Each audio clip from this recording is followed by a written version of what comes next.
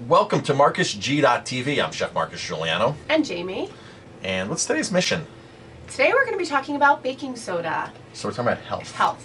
Health and cancer? Cancer, yes. Cancer. Okay, so baking soda happens to be one of our most popular videos on YouTube. For some reason, people really take a liking to our baking soda videos, my baking soda videos, and they appreciate the content. And baking soda has so many uses. So many uses, of course, deodorant, toothpaste, brushing your teeth, cleaning. Mm-hmm. It's fantastic for cleaning. Has a lot of uses. A lot of uses, tons of uses. And we have a lot of videos talking about that. So get over on our YouTube channel and go on the baking soda, or I think it's called Health for $1 or baking soda. And there's a bunch of baking soda videos. So here's an article from Dr. Sirkis's website. Yes. On the American Cancer Society and baking soda. Okay? Because they don't really like baking soda. No. No, not at all. You ready for me to read? Go for it. All right. On the American Cancer Society site, you will read sodium bicarbonate, which is baking soda, also known as baking soda, is promoted by some alternative practitioners as cancer treatment. The treatment is based on the theory that cancer is caused by a form of yeast infection and that the sodium bicarbonate can kill the yeast. This claim is not supported by science or clinical evidence and is contrary to widely accepted basic facts of oncology and microbiology. Sodium bicarbonate is used as a conventional treatment for disorders in which the blood is too acidic. It is also used as an over-the-counter remedy for heartburn. The American Cancer Society obviously pays too much attention to the thoughts of Dr. Tullio Simoncini, and not enough to basic medical science that insists that the pharmacology of sodium bicarbonate, simple baking soda, is one of the providing rapid pH changes in fluids and tissues. The American Cancer Society needs to update its website to reflect the most recent science that tells us that sodium bicarbonate is an ideal cancer treatment because cancer and tumor growth are pH sensitive. Basically, Dr. Tullio has brought to the light baking soda and cancer therapy because he's been very successful treating cancer with baking soda. So they're paying attention to what he's saying, but they're not really paying attention to what he's saying because this is a threat. Right. This is a threat Well, of course it's a threat. It's a major threat. Did you know that chemotherapy is the only drug that doctors buy and resell? So it's not like they write a prescription and people go to the pharmacy to get, and the pharmacist is making money. The doctor actually buys drugs for $5,000 a shot and resells them for $15,000, $12,000. Of course, it all goes to insurance. So these oncologists, if you're seeing 30 patients a month, 50 patients a month, and you're giving these chemotherapy doses, then you're making $5,000 a pop. So you're making $100,000 a month. Let's just say. Just on chemotherapy drugs. So the American Cancer Society is there to protect the interest of the pharmaceutical companies. Right. Who are selling it to the doctors. So why would they even begin to say that something that costs $1 may be an effective therapy or part of... They're not going to make any money on it. Nobody's going to make any money on that. And then the medical society, the schools, the institutions, the universities, their degrees are going to be worthless. So everything is just going to be worthless. All part of money. It's all part of the money system. And people don't understand. People say, oh, but the American Cancer Society or my doctor said this.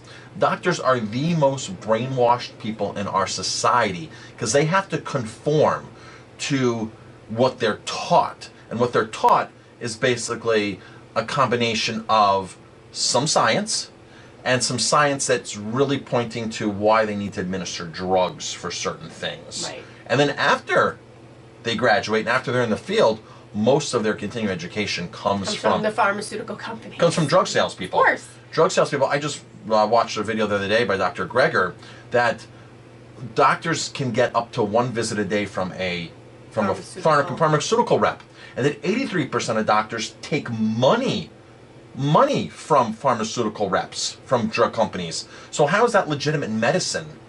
Baking soda is not giving any money to anybody for anything, which is why it's not part of the money scheme. So Even though something as simple as baking soda can cure cancer, we are not supposed to say that or even think it without the threat of the FDA Marines flying in through the windows. Saying that sodium bicarbonate treats cancer and should be used by every cancer patient is something the International Medical Veritas Association has been saying for years. Recent research now backs that assertion. So here's an association, the International Medical Veritas Association, which probably doesn't have as much ties to money as the American Cancer Society. Right. This saying, no, this is legitimate, people. This is legitimate. This is a way to treat cancer. This is a proven way that has science backing. But of course, our FDA and the American Cancer Society doesn't approve of it. Of course. For everyone who chooses highly toxic and dangerous chemotherapy that is administered with sodium bicarbonate, please be advised that science is indicating that it might be the sodium bicarbonate used to buffer the toxicity of the chemochemicals so the chemo does not burn you alive on the spot. That's doing the helping and not the poison. So baking soda is actually part of chemotherapy. It's a buffering agent that's already used in chemotherapy. So if the Cancer Society is saying, don't use baking soda, but in these $15,000, $10,000 dosage of chemo, we're putting baking soda in there because it's serving a purpose. So they're contradicting themselves already. Right. Now, this article is saying that, hey, the baking soda could be what's actually helping you and saving your life. Now, I had a friend recently tell us who went through chemotherapy. He was in the medical profession. Mm-hmm. He works in a hospital. And he said that chemotherapy, the drug fell on, it fell on the floor. Ooh. And they had to call a hazmat unit to pick up the chemotherapy. Meantime, they're putting this into human bodies. And he was like, "You're kidding me, right?" He goes, "That's what I was just pumped up with for months, was this chemotherapy. And now you can pump it into my body, but when we spill it, it's a toxic substance that a hazmat unit has to come and pick up. That we can't touch it, but let's just put it in our body." And he was very upset and disturbed by that. That's and he made him think. But it's just like. But most people don't think. They're just doing what they're told by their doctors, by society. They don't make an educated decision. They're making a quick decision because they're thinking that that's going to save their lives. When you go to the doctor, they make you seem like you have to do this right now. You need bypass surgery right now. You need a pacemaker right now, and we're going to rush you to the hospital. Blood pressure medicine now. You suffered from a heart attack, and you have to do this, this, and this, and they make you feel like that's what you have to do, and you have to understand that it's your right, it's your body to say no. I want to think about this. Yeah. No, I'm not doing this right now. My mom was in the hospital. I told the story how my mom was in the hospital, and she checked herself out. She goes, "I'm not going to be here.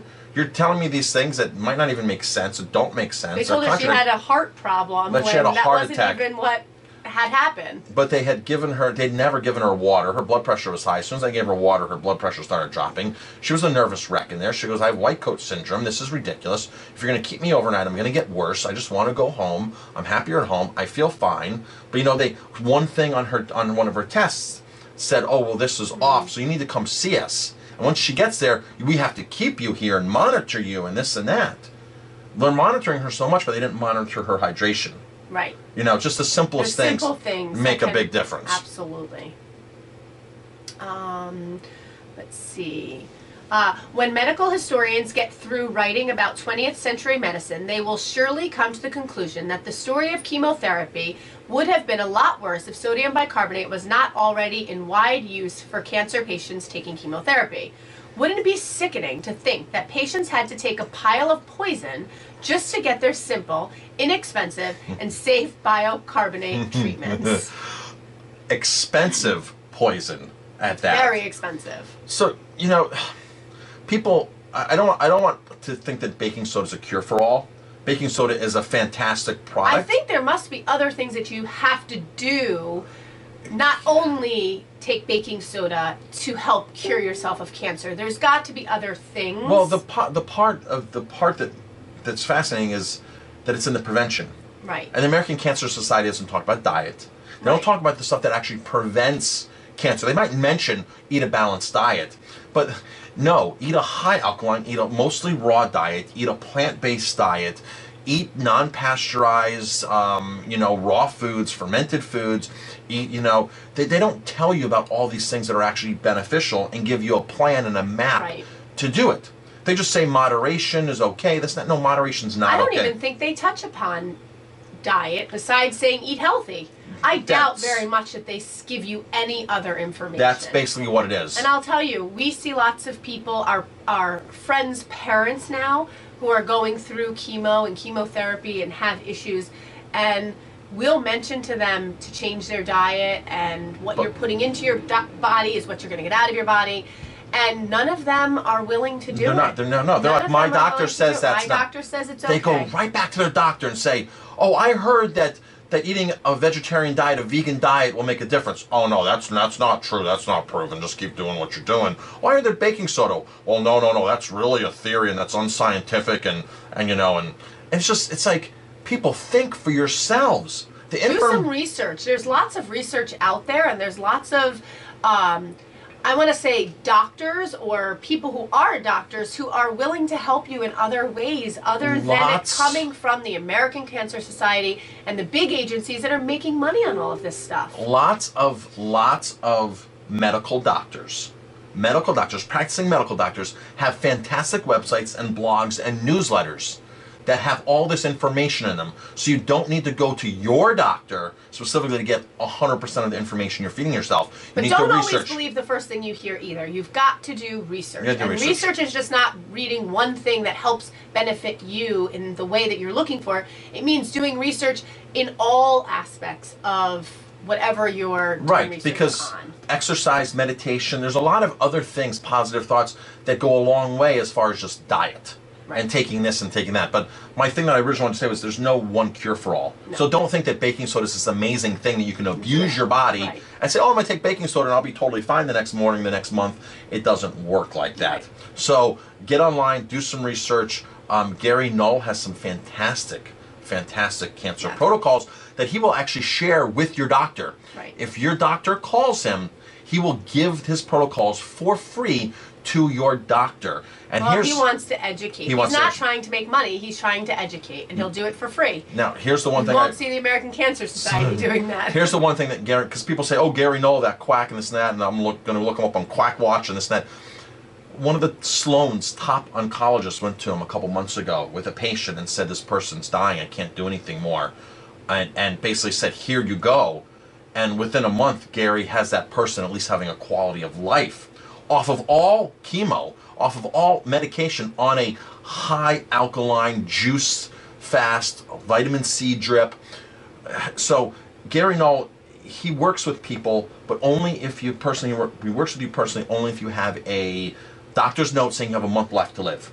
Because he's in such demand to help people that you have to be an extreme case. You have to have a letter from your doctor saying there's terminal, there's nothing you can do, and you're basically there's nothing the medical society can do for you. That's the only reason he'll work one-on-one with you in person. Other than that, he has like 4 nutritionists at his store that will work with you for free. But I think that Gary Null is trying to teach you how to live your life all the time, not when you have a problem. That's exactly. Not when you all of a sudden have cancer and you have a month left to live. You need to take care of the body you have. It's your body.